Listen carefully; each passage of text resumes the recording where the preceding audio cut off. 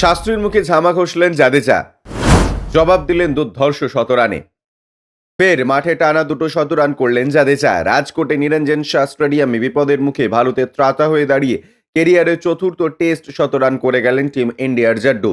তৃতীয় টেস্টে ভারতের একসময় 33-3 হয়ে গিয়েছিল, সেখান থেকে ক্যাপ্টেন রোহিত শর্মার সঙ্গে 204 রানের পার্টনারশিপে ভারতকে উদ্ধার করলেন তারকা অলরাউন্ডার। হায়দ্রাবাদেও প্রথম ইনিংসে 87 রানের কার্যকরী ইনিংস খেলেছিলেন, যদিও সেই টেস্টে হেরে যায় ভারত। ভাইজাগ টেস্টে আবার হ্যামস্ট্রিংয়ের ইনজুরির কারণে খেলতে পারেননি।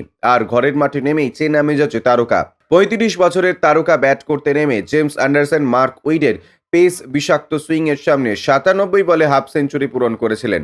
দুরন্ত জুটির পর রোহিত মার্ক উডকে পুল করতে গিয়ে আউট হয়ে যান। তবে জাদেজার অভিষেককারী সরফরাজ খানের সঙ্গে আরও একটা প্রভাব ফেলার মতন পার্টনারশিপে নিজের 100 রান পূরণ করেন। তবে 90 কোটা থেকে 100-এ পৌঁছানোয় জাদেজা লাগিয়ে দেন 12 ওভারেরও বেশি, 7 4 2টি ছক্কায় শেষমেশ 100 রান পূরণ করেন 198 ডেলিভারিতে। টেস্টে জাদেজা এর আগে সেঞ্চুরি করেছিলেন এই ইংল্যান্ডের বিপক্ষেই 2022-এ বার্মিংহাম টেস্টে।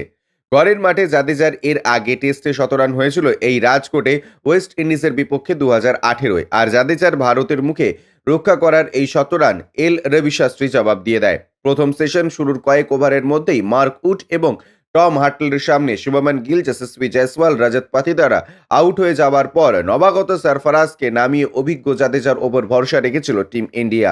এতে ডান হাতে রোহিতের সঙ্গে বাঁ হাতে জাদেজার কম্বিনেশনের বিষয়টি ছিল। সরফরাজের আগে ব্যাটিং প্রমোট করা হয় জাদেজাকে। টিম ইন্ডিয়ার এই সিদ্ধান্ত নিয়েই প্রশ্ন তুলেছিলেন রবি শাস্ত্রী। ধারাভাষ্য দেওয়ার সময় ভারতের প্রাক্তন কোচ বলে দেন, জাদেজা নয়, সরফরাজকে পাঠালেই ভালো করতো ভারত।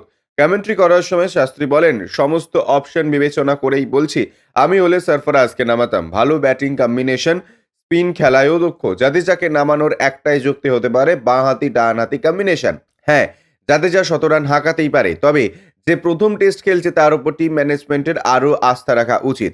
ভরসা দেখানো উচিত। টেস্ট ক্রিকেট কেমন সেই পরীক্ষায় ওকে ফেলা হোক, দেখা যাক ও উত্তীর্ণ হতে পারে কিনা, এতেই সরফরাজের ভালো হবে। ব্যুরো রিপোর্ট, ইউজে নিউজ।